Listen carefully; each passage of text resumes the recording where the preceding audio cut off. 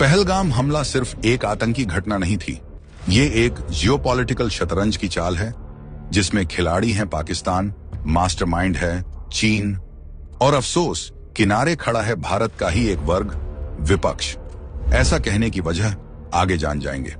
हमले के बाद वैसे तो सेना को फ्री हैंड दिया जा चुका है, दुनिया भर में पाकिस्तान पर डिप्लोमेटिक प्रेशर बनाया जा रहा है, तीनों सेनाएं अलर्ट पर हैं।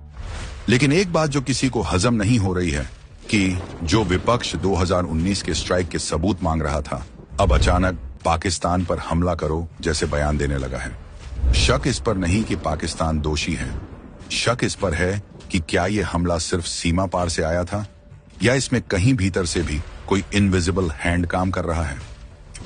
अब जरा टाइमिंग समझिए। मोदी सरकार ग्लोबल मंचों पर लगातार मजबूत हो रही है।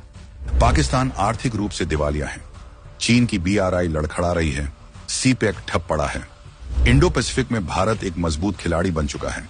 अमेरिका ने चीन पर 245% टैरिफ लगाकर उसकी मैन्युफैक्चरिंग को झटका दिया है और अब कंपनियां भारत की ओर रुख कर रही हैं। यानी भारत बन रहा है अगली मैन्युफैक्चरिंग सुपर पावर। और यही बात चीन और पाकिस्तान को सबसे ज्यादा खटक रही है और शायद विपक्ष को भी। अब चीन अपने गिरते एजेंडे को सहारा देने के लिए पाकिस्तान का सहारा बना हुआ है और वैसे भी पाकिस्तान में अकेले इतनी हिम्मत नहीं कि वो भारत पर हमला करे, खासकर तब जब भारत में मोदी सरकार हो। मकसद साफ है, भारत को युद्ध में उलझाना, क्योंकि युद्ध का मतलब है अस्थिरता, अस्थिरता का मतलब है निवेश रुकना। जो रोड, पोर्ट्स, एयरपोर्ट्स, यूनिवर्सिटीज, अस्पताल बन रहे हैं उन पर ब्रेक लगाना और अंत में विपक्ष को चुनावी मौके देना ताकि वो कह सके मोदी जी ने किया ही क्या। युद्ध में उलझते ही भारत का फोकस LAC से हटेगा और यहीं से चीन अपने खेल में आगे बढ़ेगा।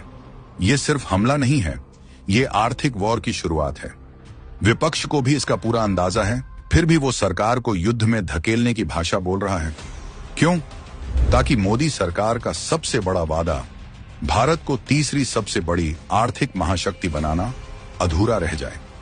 वो इस अधूरे वादे को चुनावी मुद्दा बना सके, यानी पूरा दबाव मोदी सरकार पर डालना है, चाहे इसके लिए देश को ही क्यों न दांव पर लगा देना पड़े। लेकिन उन्हें याद रखना चाहिए, ये वही सरकार है जिसने उरी के बाद सर्जिकल स्ट्राइक की, पुलवामा के बाद एयर स्ट्राइक की और हर बार जमीन पर जवाब दिया, बिना हो हल्ले के, बिना राजनीति के। भारत बदला जरूर लेगा, लेकिन अपनी मर्जी से, अपनी टाइमिंग पर और अपने मैदान पर।